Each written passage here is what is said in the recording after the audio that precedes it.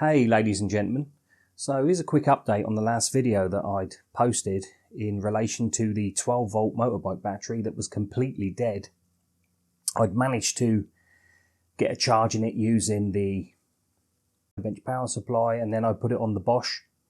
This has now been on my bench for maybe 14 days. I have not had a charge on it, I've not put a charge on it. I just wanted to see if it would hold its charge.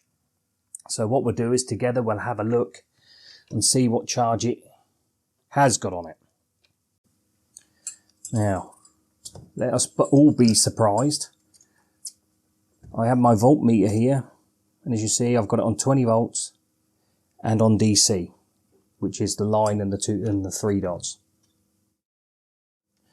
Let's see if I can do this. Get red to red, black to black. It's a bit difficult. There we go. It's held its charge, 11.5 volts, which isn't bad for a 7-year-old battery. I would say that's been successful. I've saved myself some money. I hope you enjoyed the video. Stay safe, and I'll see you next time. Bye now.